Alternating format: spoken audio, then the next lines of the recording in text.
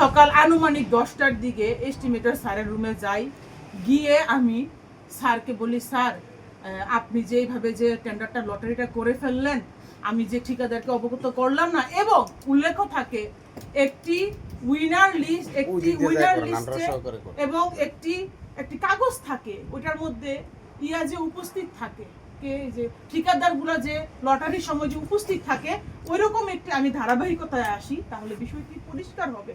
আমার কষ্ট হইতেছে কথা কইতে, আমি আমার চাকরিটা মনে হইতেছে আমার চাকরিটা যাইব না,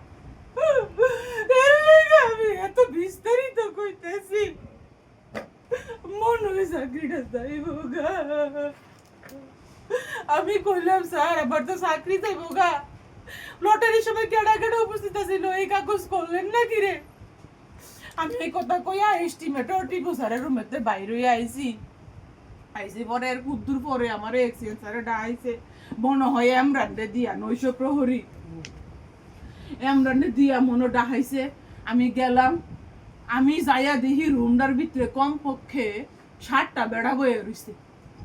আমি যাই সেরে এমনি দাঁড়াইছি, সবাই বয়ে রইছে, ইহানো অ্যাকাউন্টেন্টও আসিল রাসেল, আমার যতটুকু মনে পড়তেছে অ্যাকাউন্টেন্ট রাসেল আসিল, নির্বাহী প্রকৌশলী স্যার আসিল, আসগর আলী স্যার আসিল, তারপরে আর কেটা টিপু স্যার ছিল, এক্সিএন স্যারের সাথে পাশে বসা এক্সিএন স্যার ছিল, তারপরে অ্যাকাউন্টেন্ট সাহেব বসা ছিল, উনি আর আমি সেম ডেজিগনেশনের।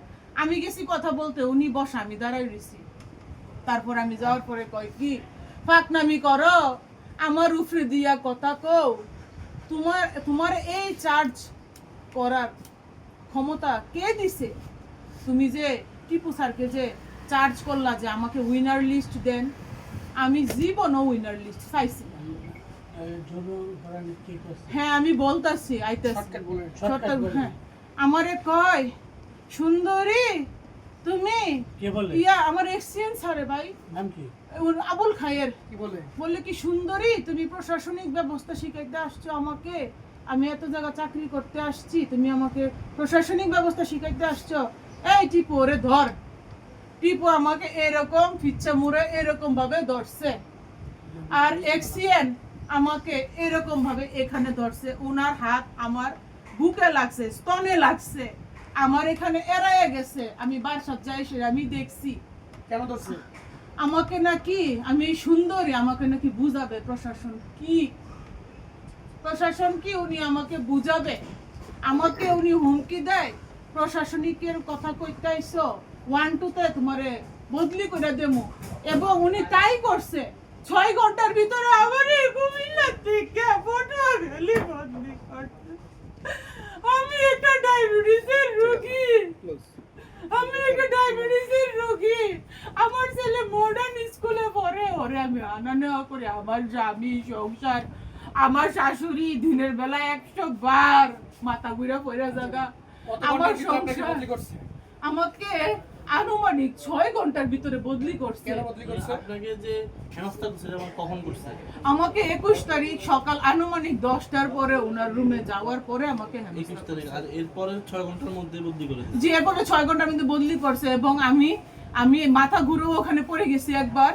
পরে আমি উপায় বুদ্ধি না দেখে দেখতেছি এখানে সবাই নীরব দর্শক ভূমিকা পালন করতেছে, এই জন্য আমি উপায় বুদ্ধি না দেখে আমি স্থানীয় ঠিকাদারকে ফোন দেই, এবং আমি আমার নিরাপত্তার জন্য আমি আমার স্বামীকে কল দেই।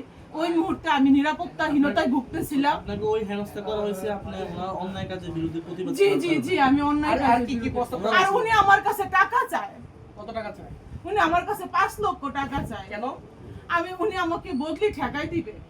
আমি ওনার রুমে গেছিলাম, পরে আবার বলে স্যারের কাছে মাপটাপ চাইতাম, বলে স্যার যাই হইছে স্যার আমারই দোষ স্যার, আপনি যেহেতু কর্মকর্তা স্যার, আপনি স্যার আমার অভিভাবক স্যার, আমারই দোষ স্যার, আপনি আমার মাফ করে দেন স্যার আল্লাহর রস্তে। আর কি প্রস্তাব দিয়েছে? এরপরে আমি কি করছি জানেননি, আমার জামাই রেলওয়ে ঢুকছিলাম তো স্যার, শুনেন না, আমার জামাই রেলওয়ে ঢুকছিলাম তো, পরে আমি ইয়া করছি, কিন্তু আমার জামাই রেখেছে, গো তুমি এটা কিন্তু ভিডিও করো, এমনি আর লক করুন বালা দেখা জানা। পরে আমার জামাই ওনারে ভিডিও করছে, আমি ওনারে জিজ্ঞেসি, স্যার আপনি আমার কাছে কিসের টাকা পান? উনি কোনো উত্তর দিতে পারে না। আমি ওনারে বলছি আমি প্রশাসনিক দায়িত্বে আছি এখানে, আপনি আমার কাছে প্রশাসনিক কাগজ চাইতে পারেন স্যার, টাকা সংক্রান্ত বিষয় অ্যাকাউন্টস বলতে পারবে স্যার। আপনাকে আমি আগে কি এগুলো প্রস্তাব বলতে দিয়েছে সেটা বলুন। আমাকে প্রথমত বিগত কয়েক মাস যাবত আমাকে মৌখিকভাবে সরাসরি কানে কানে আমাকে আস্তে আস্তে আমাকে বলা হয়েছে যে তুমি উপরে না, নেমে আমাদের আসো। ভিডিও করেন, তারা সমস্যা নেই, দূরে গিয়ে অনৈতিকভাবে করেন। তারা অনৈতিকভাবে তারা উপরে বসবাস করে, আপনারা কিন্তু একটু দয়া করে উপরে যাইয়েন, আলামত সংগ্রহ করেন, উপরে যে মানুষ থাকে কাপড় চুপড় সব আপনারা আলামত ইয়া করেন। তো এই অনৈতিক প্রস্তাব দিতে আছে। এরপরে আমি দাপ্তরিক বিষয়ে খুবই সতর্ক, আমি কর্তব্য পালন করি এবং আমি অনৈতিক প্রশাসনিক কিছু হইতে আমি রাজি না।